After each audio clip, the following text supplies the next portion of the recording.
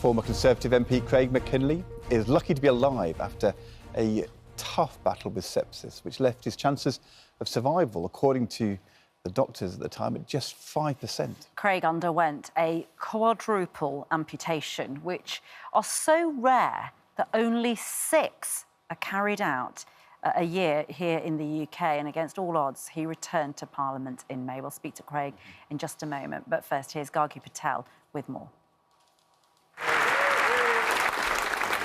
This was the emotional welcome Craig Mackinlay received when he heroically returned to Parliament just 8 months after a quadruple amputation caused by sepsis.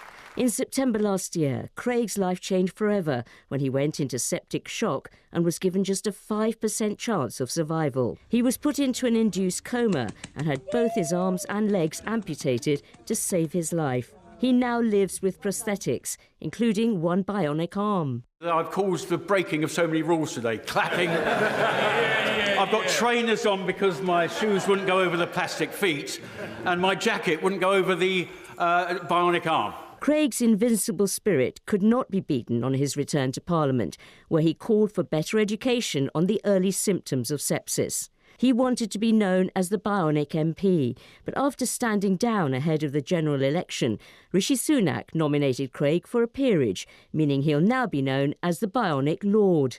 When Craig makes his first speech in the House of Lords later this year, he'll continue his plea for more education on sepsis and also call for better prosthetics on the NHS. And Craig Mackinlay joins us now. At that reception, when you came back into the House of Commons, must have been kind of overwhelming. It was so warm and supportive, and I think people were just kind of relieved to have you back, but also, kind of just in awe of what you've kind of been through over the last year. Was it a difficult decision to decide not to stand? I know the Prime Minister called that early election. Was part of you thinking, can I do another term? Well, everybody thought it was going to be November, of course, but that's what everyone was banking on. That would have given me time to consider it. I've got lots of rehab to do, as you can imagine, and the ball would have been my court to think about it. But yes, it came out of the blue, May, and I frankly just wasn't ready for the rigours of what was going to be a tough election. And it was a tough election if you're a Conservative, wasn't it? But they're always going to be a tough election. Mine was always quite a marginal seat, so it would mean a lot of door knocking, a lot of street work, a lot of hard fighting. And being an MP, as you know, Ed, is not an easy job. It's a full-on job. It's 6-7 days a week. It's 80 hours a week. It's work in Westminster, work in the constituency. And frankly, in my condition, my heart was saying, go for it, because I love elections. But my head was saying, you really can't do this. You better pull back. And so how important is it to you to be nominated as a peer? It's absolutely wonderful, and I really thank the outgoing PM for putting me on that dissolution honours list. It's something that's in his gift. It now gives me a voice in one of the Houses of Parliament, and he got it for life. So it gives me skin in the game forever. Well, and that's fantastic. And I was just going to say, because I think that you're such an inspiring and positive person, given everything you've gone through, and I hadn't realised it was only 6 of these quadruple amputations happen a year in this country. I mean, it's just extraordinary that you of all the things that were happening in your life, that this would happen to you. It's such a strange thing. It's one of those things you think, I wish I'd done the lottery. I might have won that well, as well. If you're going to have... Yes, exactly. Yes. If you've got the luck of the draw on one thing, exactly. But I wonder whether, you look in the mirror and part of our identity is how we look and what we feel we are doing with ourselves. But I wonder whether going back into the Westminster estate gives you back that sense of identity that is constant and consistent and familiar in some ways. It does. It was funny being away from there for 8 months. It was like, you went back, it was like no time had gone at all. But what is key to feeling whole, I think, if you're a multiple amputee, is to have something that looks like a hand. Right. It makes you feel whole again. And in that piece, I had both arms on. The other one is not fitting very well. It's gone back for repair, and I'm displaying here what the dear NHS gives you, which, you know, frankly, I can't say is up to much. To be given 2 of those, I find rather odd in 2024 when we put man on the moon 55 years ago, but that's another story. But yes, it's feeling whole again, feeling like you're a person and looking like a person and being able to do lots of the things. And do you mind if we see your prosthetic legs as well? Because, of course, this... I mean, legs are easy. Legs are easy, are they? It's hands that are more difficult. And you obviously talked in that very a moment that we saw when you got the standing ovation, you talked to the Prime Minister, you talked to the House about wanting earlier signs of sepsis to be recognised. But you're also now in the Lords going to be talking about the provision of prosthetics. Tell us a bit about what you have discovered in your experience is the problem and what people are getting. Well, a couple of things on the sepsis thing. The NHS recognises sepsis if you go in with this type of symptoms.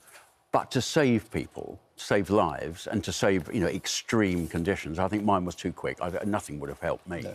But usually you get a few days' grace when you're feeling absolutely dreadful, and that is for families then to say, do you know what? My family member, my friend is so ill. You often don't pass water for a whole day, and you will be feeling the worst you've ever felt in the entirety of your life. And you will have some vital statistics, you know, like your temperature, your... all those things will be starting to go awry. This is so your what I'm body asking for on fighting itself. It is. It's an autoimmune response. It's not the disease. So your body sees a bacteria. I think mine was pneumonia. Mine was pneumonia, they believe. But it ends up fighting yourself. Going absolutely berserk and fighting yourself. An autoimmune response. So there's a couple of things here. Would there be a genetic test that might say, actually, you may be more susceptible over your lifetime? Or is there an actual quicker finger prick test that might be able to be developed that says, do you know what, you're on the pathway to sepsis here. So that's that bit. But on the prosthetics... Just before you move on, 50,000 people a year lose their lives from sepsis. And we hardly talk about it, and you are. If you're saying to our audience, what's the one thing to notice? Well, the 50,000 a year is a phenomenal figure. I mean, a lot of those... But if you're worried somebody was becoming ill, what's the thing which should say sepsis? You know, kind of... I think it's feeling so dreadful, feeling sick, and going downhill very, very rapidly. You know, feeling the worst you've ever felt in your life. You know, I mean, many of us... I mean, I was telling my wife at the time, oh, don't call anyone, I'll be all right, I'll be all right. But I really wasn't all right. And she recognised some of the signs. She's a pharmacist. Hands were getting cold, couldn't feel a pulse. I was looking white as a sheet.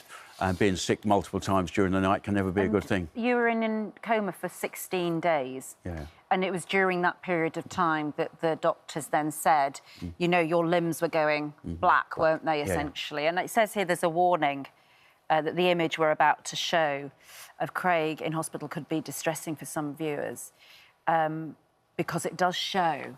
It just takes a moment. I just want to look at it. I mean... And that's what you woke up to? That's what I woke up to, yes. That image. And these... I can't describe to you what that material was like. It was almost like a plastic. What, your skin had turned to a The skin had turned to a plastic, and your hands had become grasped, and they looked like Pharaoh's arms that you just dug up from the desert. They were desiccating. You could see they were dead. And so in terms of what you want to use your voice in the Lords for now, what is it that you want to change? Well, a couple of things. I think it is getting more of an awareness of sepsis at its early stage so that you can save some people, save some lives. And the other thing is really to provide the proper prosthetics at the right time for people.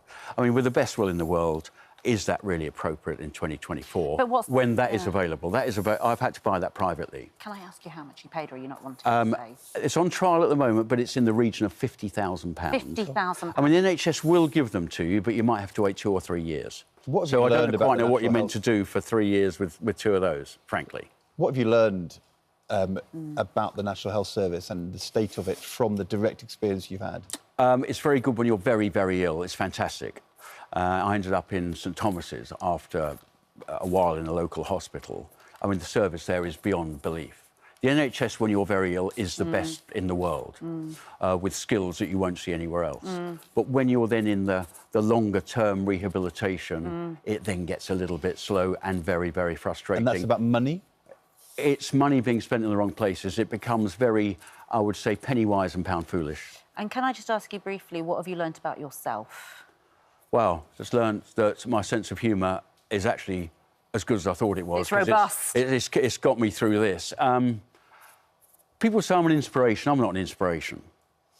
Because there will be probably thousands of people today who have been given a diagnosis of a terminal illness.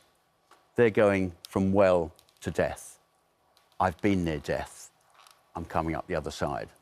And that is really special. So, you know, if you find yourself in this sort of situation, don't grieve for what you can't do, rejoice for what you can, and you know the next day will be even better. Well, then you are an inspiration. Fantastic. Good luck with everything in the Lords, and we look forward to hearing you give your maiden speech. Thanks very much. Thank you so much. I have a feeling that you will use the platform of the House of Lords to good effect. Yes, on some other issues as well, I'm sure. Yes, Right. indeed. Right. Thank you.